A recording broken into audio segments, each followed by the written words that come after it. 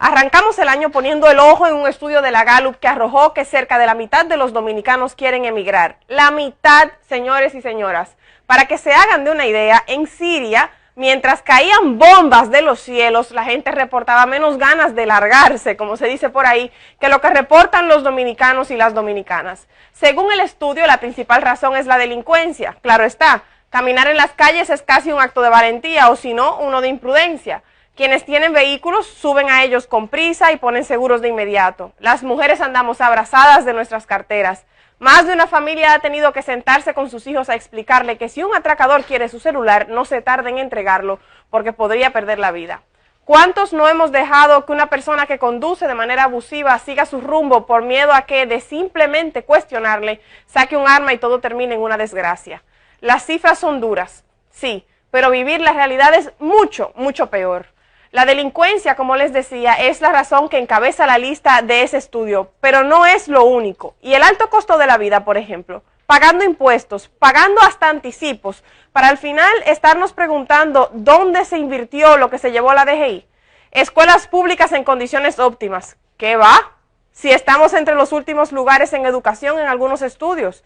De las cosas más básicas de la vida es transitar, por ejemplo. Claro que la mitad del país se quiere ir, si ni eso. A pie te atracan. La condición o las condiciones, mejor dicho, del transporte público parten el alma. Y si andas manejando, no te salva nadie de que un agente de tránsito se invente una multa para cobrarte por olvidarla. No hay forma. Estamos bajo secuestro en nuestros hogares. Y ahí no es cualquier secuestro tampoco. ¿Quién se atrevería a dormir tranquilo sin ponerle más de un pestillo a la casa? Pero pagar educación privada, pagar transporte adecuado, comprar varios pestillos para la casa, poner reja o malla, implica un costo. Y en la mesa en la que se decide el salario mínimo no tiene un asiento la gente, porque ahí el poder económico y empresarial quiere ahorrarse unos pesitos y el poder político no le dice que no porque necesita sus millones para la campaña. Así el salario mínimo para quienes sí tienen trabajo, que no es todo el mundo, no rinde, no da.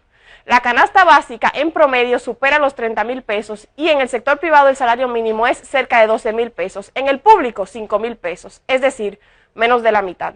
¿Y cómo tener vivienda propia? Si además de los impuestos y los anticipos hay que pagar por servicios básicos, hay que tener inversor o planta porque la luz se va y cuando llega hay que pagar la cara. Y lo del agua. El agua, señores, es algo tan básico. De los hogares que sí reciben agua potable, más de la mitad se pasa más días sin recibirla que recibiéndola. Más de medio país sin agua potable, pidiendo camiones, comprando agua, llenando cubetas en pozos lejanos, bajando y subiendo lomas para buscar agua al río. Y poner un reclamo, imposible. La burocracia en República Dominicana es un verdadero impedimento para todo. Vivir en este país es una odisea.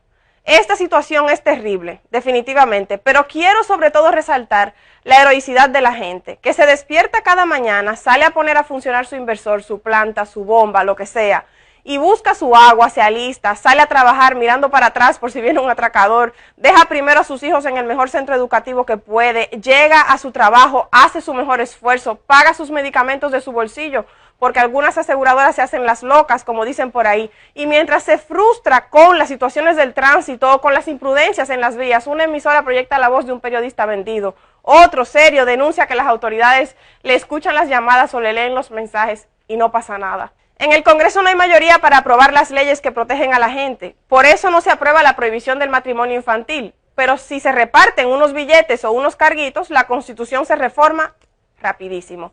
No le culpo ni le puedo culpar si llega a su casa y le dice a sus hijos que con el narco o con el rifero del barrio no se metan, que no les denuncien, que nadie los va a defender porque el policía de turno tiene con ellos un acuerdo secreto, pero a voces que quedará impune. No le culpo, imposible, porque se pasó todo el día siendo héroe o heroína y es demasiado pedirle que su valentía ponga por medio a sus hijos. No le culpo tampoco si se quiere ir, si tras tanto cada día quiere emigrar. Por eso les decía que los números como ese, de que casi la mitad del país quiere emigrar, son duros, pero la realidad detrás de esas cifras es aún más difícil. Felicidades en este nuevo año a todos los héroes y las heroínas del país por su esfuerzo, por su fuerza. A pesar de todo, a pesar de tanto, este país tiene cosas inmensamente buenas y la primerita es su gente. Volvemos contigo.